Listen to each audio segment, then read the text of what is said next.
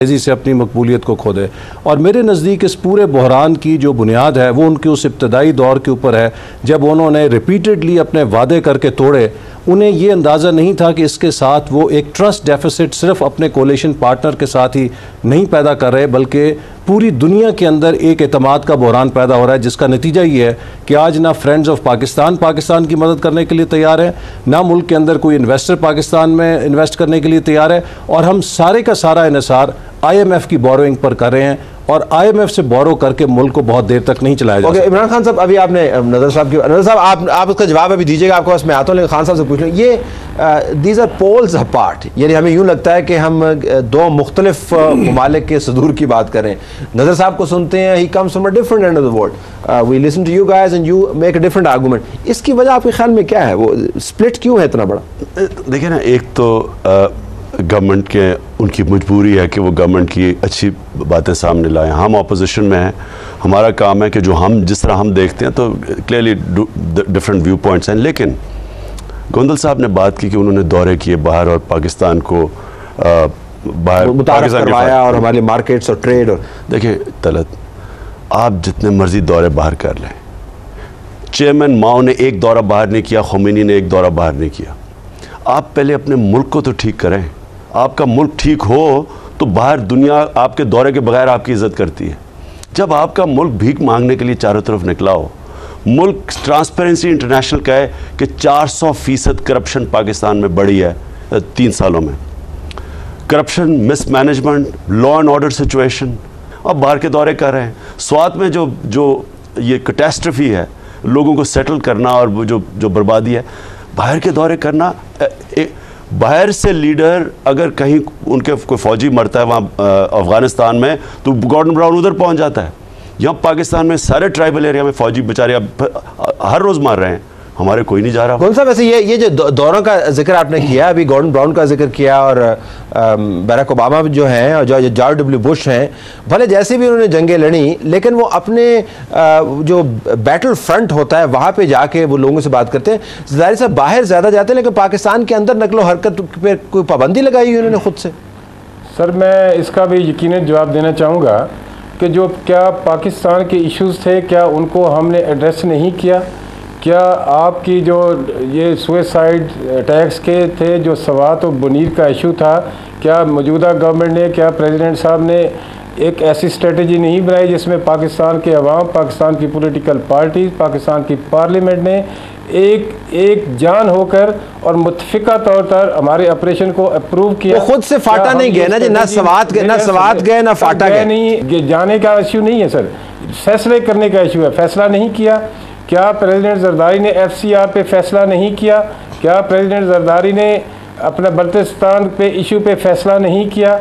क्या आसफ अली जरदारी ने मुल्क के जो भी आपका एग्रीकल्चर का इशू का उसमें फूड सिक्योरिटी के हवाले से प्राइसिंग मैकेनिज्म देकर उसने अपने मुल्क को खुद कफील नहीं किया? एहसन इकबाल साहब, तो फिर आप क्या है?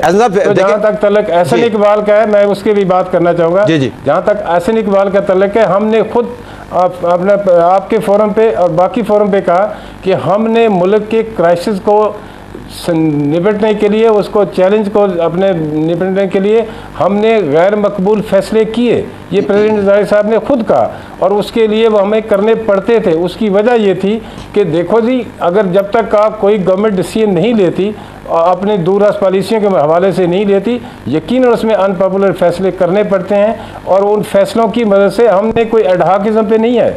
हम इस मुल्क को लॉन्ग टर्म पॉलिसियां बनाना चाहते हैं, हम इस मुल्क को क्राइसिस से निकालना चाहते हैं। एहसन इकबाल का तो खैर एजेंडा जो है, मेरा भाई है, बड़ा एहतराम है इसका, सिवाय इस एक बात के कि वादे, कौन सा वादा है जो हमने पूरा नहीं किया? हमने इनसे जरा पूछे 17वीं तरमीम की। एक सवाल जरा एहसन इकबाल साहब से करें। इकबाल साहब, ये जो अभी जो जिक्र कर रहे हैं, ये क्रिटिसिज्म लेजिटिमेट है इस तरह से कि एक तरफ तो आप को एग्जिस्ट भी कर रहे हैं, अपने ऊपर आपकी शदीद किस्म की तनकीद भी हो रही है, इल्ज़ाम भी लग रहा है कि आप एक इंतहाई फ्रेंडली अपोजिशन है, खाली फ्रेंडली इंतहाई फ्रेंडली अपोजिशन है। निज़ाम के अंदर आपने कोई ऐसी प्रोटेस्ट नहीं किया जिससे पता चले, बासवाए TV प्रोग्राम्स के पता चले कि आप वाक़तन नाला हैं। तो जरदारी साहब अगर इतने बुरे होते तो नवाज शरीफ साहब बूरबिन में ना होते, इस्लामाबाद के अंदर घेराव कर रहे होते। तो obviously you accept him as a president. देखिए तलत, जहाँ तक हमारी ऑपोजिशन का ताल्लुक है, हम बहुत दो डेलिकेट एंड्स को बैलेंस करने की कोशिश कर रहे हैं। एक तरफ हुकूमत की नाकाम कारकर्दगी है जिस पर हमने बहसीत ऑपोजिशन एहतजाज भी करना है और एक मुतबादल भी देना है। दूसरी तरफ एक बहुत नौज़ायदा जमहूरी निज़ाम है जिसकी अभी बुनियादें मजबूत नहीं हुई। अगर हम इसको ओवर हीट करेंगे तो वो नॉन डेमोक्रेटिक फोर्सेस जो हमेशा मौके की ताक में रहती हैं वो लोगों को कहेंगी देखिए जी ये सियासतदान फिर वही पुरानी हरकतों पे आ गया, ये निज़ाम नहीं चला सकते, ये नहीं कर सकते। आपने देखा कि हमने हर मुमकिन कोशिश की कि इनको हर मौके पर टाइम दिया जाए। जिस तरह जजेस की बहाली का मसला था उसको पहले पार्लियामेंट के ज़रिए मनवाने की कोशिश की, गुफ्तो शनीद के ज़रिए मनवाने की कोशिश की, इनके वादे वईद याद दिला के मनाने की कोशिश की, लेकिन जब किसी भी तरह ये राम ना हुए तो फिर इंतहाई कदम एक अपोजिशन की हैसियत में हमने अपनी पंजाब की हुकूमत को दाव पर लगाया, हमने अपने लीडर्स की अहलियत को दाव पर लगाया और अवाम की ताकत के साथ मिलकर अल्लाह ताला के फजल से वो जजेस बहाल कराए। तो एक रियल अपोजिशन का रोल भी हमने प्ले किया। अब ये दुरुस्त कह रहे हैं कि रियल अपोजिशन है। अब ये अच्छा, इसी तरह अब 17वीं तरमीम और दूसरे मसले हैं। अगर आप कौमी असम्बली के अंदर कार्रवाई निकाल के देखें तो लीडर ऑफ अपोजिशन, जो कि एक जमहूरियत के अंदर प्लेटफॉर्म होता है पार्लियामेंट का, हर इजलास के अंदर हम इनकी तमाम जो कमियां और कोताहियां उसको ना सिर्फ निशानदेही करते हैं बल्कि अपनी तजावीज़ देते हैं। सेनेट के अंदर हम अपनी लीडर ऑफ हमारे जो है पार्लियामेंट्री लीडर इसहाक डार साहब हैं, इधर चौधरी निसार साहब हैं, तजावीज़ देते हैं। लेकिन जब तक 17वीं तरमीम की तलवार लटकती रहेगी ये पार्लियामेंट उसी तरह रबर स्टैंप है जिस तरह ये कल तक मुशर्रफ के दौर में कहते थे। बेसिकली पॉलिटिकल नेसेसिटी है जिसको ये रिस्पॉन्ड कर रहे हैं।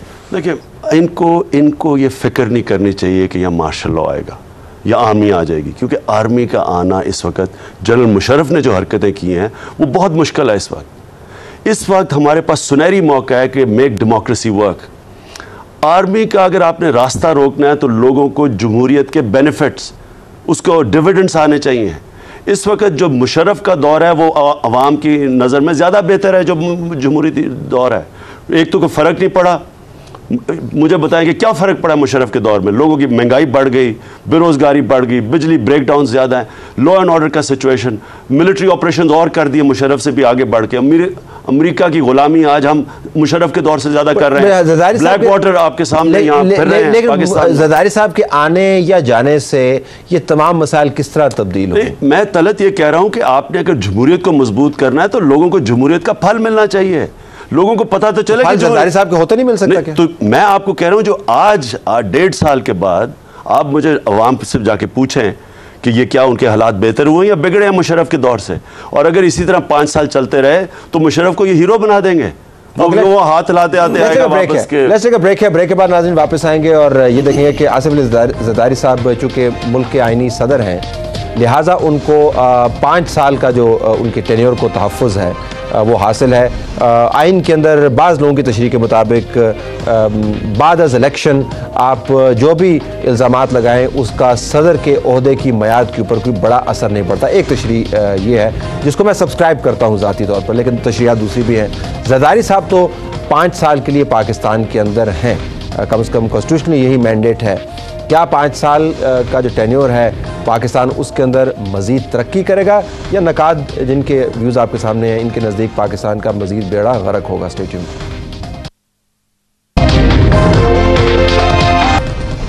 प्रोग्राम में खुशामदीद नाज़रीन। आसिफ अली ज़रदारी साहब का पहला साल ईवान सदर में। ज़रा गोंदल साहब से पूछते। गोंदल साहब आपने यकीन कुछ जवाब आप लिख रहे हैं, मैं देख रहा हूँ। ये फरमाइएगा कि ज़रदारी साहब के पास तो 5 साल का आइनी मैंडेट है, उनको कोई हिला नहीं सकता इम्पीचमेंट के अलावा। तो वो 17वीं तरमीम का उन्होंने कहा था जी कि मैं आपको तोहफ़ा दूंगा, तो उनको फ़राख दिली का मुजाहरा करना चाहिए और वो जो रुकावटें हैं उनको दूर करना चाहिए। क्यों नहीं करते हैं? वो कमेटियों के हवाले किधर कर दिया सारा कुछ। मैं सर इस हवाले से सिर्फ इतना कहूँगा कि 17th अमेंडमेंट की बात करते हैं, 58(2)B की बात करते हैं। प्रेसिडेंट साहब ने अपनी पहली स्पीच में कहा था, सेकंड स्पीच में कहा, फिर उन्होंने इन राइटिंग लिख कर भेजा, और फिर पार्लियामेंट में एक पार्टी नहीं है या 2 पार्टी नहीं है, पार्लियामेंट में आपकी 5-6 पार्लियामेंट की पार्टियां हैं। और जो इधर इन कैमरा मीटिंग्स हो रही है, मैं ज़रा पहले आसन इकबाल के हवाले से अर्ज़ करता चलूँ कि आप अंदाज़ा लगाएं कि इनकी सीरियसनेस का अंदाज़ा लगाएं। मैं समझता हूँ कि इशू को रिज़ॉल्व नहीं करना चाहते, ये इशू को क्रिएट करना चाहते हैं।